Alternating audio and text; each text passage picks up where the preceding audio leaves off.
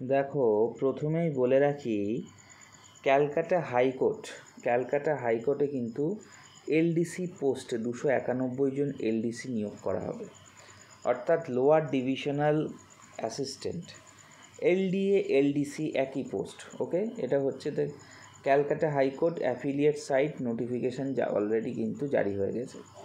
কি বলছে দেখো, এখানে যেটা বলেছে এটা হচ্ছে ক্যাটাগরি ওয়াইজ ডিভিশন, অর্থাৎ আনরিজার্ভড ক্যাটাগরিতে কত ইসি, মানে ইউআর ইসি ক্যাটাগরিতে কজন, এইভাবে টোটাল যদি করো তাহলে এটা হচ্ছে অরিজিনাল সাইট আর এটা অ্যাফিলিয়েট সাইট। এই 70 জন 30, এটা হচ্ছে টোটাল। এই রকমভাবে স্পোর্টস পারসন হিসেবে ক্যাটাগরি ওয়াইজ ভাগ করেছে এবং সেই অনুযায়ী ভ্যাকেন্সি অনুযায়ী এখানে কিন্তু টোটাল করেছে। ওকে, এটা হচ্ছে সেই ক্যাটাগরি ওয়াইজ লিস্ট। এখানে টোটাল যে নাম হয়েছে 291 জনের নিযুক্ত করা হয়েছে। আচ্ছা, তারপরে যেটা বলেছে সেটা হচ্ছে কত যে অ্যামাউন্ট পে স্কেল, সেটা হচ্ছে লেভেল 6, অর্থাৎ 22,700 থেকে 58,500 with minimum pay 24,100 along with other allowances as admissible under relevant rules. আচ্ছা, education qualification West Bengal board 12 class pass করলেই হবে এবং must have the in the vernacular knowledge in the vernacular of the state, মানে যা যা knowledge লাগে সেটা। আচ্ছা, 18 থেকে 40 বছর পর্যন্ত যে সমস্ত ক্যান্ডিডেট আছে তারা কিন্তু এই ক্যাটাগরির জন্য অ্যাপ্লাই করতে পারবে। ওকে, 18 থেকে 40 এবং এক্স সার্ভিসম্যান আরও যা যা পোস্ট আছে তারাও কিন্তু সেখানে কিন্তু পারবে। ওকে, আচ্ছা, স্পোর্টস পার্সনদের জন্য কী কী ক্যাটাগরি আছে সেখানে, মানে কারা কারা হতে পারবে স্পোর্টস পার্সন। অ্যাথলেটিক্স হতে পারবে, ব্যাডমিন্টন, টেবিল টেনিস, এটা তোমরা দেখে নেবে, কাবাডি, বক্সিং। যদি কোনো একজন ক্যান্ডিডেট স্পোর্টস পার্সন হয়ে থাকে তাহলে সেই স্পোর্টস পার্সনের বেসিসে যেগুলো করতে হবে সেই ক্যাটাগরি ওয়াইজগুলো কিন্তু বলে দিয়েছে।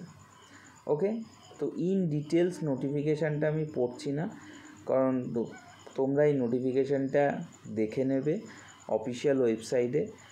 আমি শুধু পার্টিকুলার যেগুলো পড়ছি সেগুলো হচ্ছে যে যে জায়গাগুলোর প্রয়োজন বা দরকার সেই জায়গাগুলো।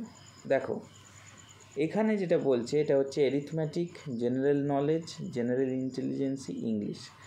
এই 4টে পার্টে 1.5 ঘন্টা সময় 100 নম্বরের মোট পরীক্ষা হবে এবং এই 100 নম্বরের পরীক্ষাটা হচ্ছে কিন্তু পুরোটাই ইংরেজি যে মাধ্যম, ইংরেজি ল্যাঙ্গুয়েজের উপর বেস করে কিন্তু এই পরীক্ষাটি হবে। ক্লিয়ার? তো এই পরীক্ষা এবং এরপরে হচ্ছে রিটেন ফেজে যেটা হবে সেটা হচ্ছে OMR based to competitive arithmetic, English, essay writing লিখতে হবে এবং জিকে। টোটাল হবে 300 নম্বরের, 3 ঘন্টা হচ্ছে সিটিং টাইম। এটা হচ্ছে পুরো ফুল এক্সামিনেশনটা হবে, যেখানে কিন্তু রাইটিং লিখতে হবে। তারপরে ফেজ 3 যেটা হচ্ছে সেটা হচ্ছে 100 মার্কসের হচ্ছে ভাইবা হবে, 100 নম্বরের যে ভাইবা, সেই ভাইবাতে যারা যারা উত্তীর্ণ হবে তারা কিন্তু এই ফাইনাল যে সিলেকশান সেই সিলেকশানটা কিন্তু পাবে।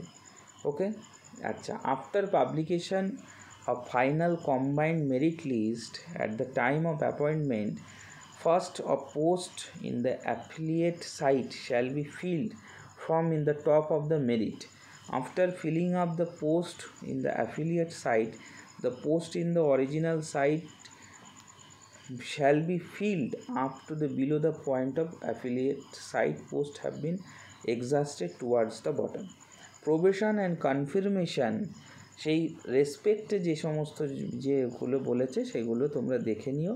তো ইন ডিটেলস যারা ওয়েস্ট বেঙ্গলের এসসি এসটি আছে তাদের জন্য 400 টাকা আর বাকিদের জন্য সবার জন্য 800 টাকা। এই হচ্ছে ফি স্ট্রাকচার, মানে ফর্ম ফিল আপ। কোথায় কোথায় এক্সামিনেশন হবে, সাউথ বেঙ্গল আর নর্থ বেঙ্গল, এটা হচ্ছে কলকাতা, হাওড়া, চুঁচুড়া, বর্ধমান আর মিদনাপুর। আর নর্থে হচ্ছে শিলিগুড়ি, জলপাইগুড়ি এবং কলকাতা।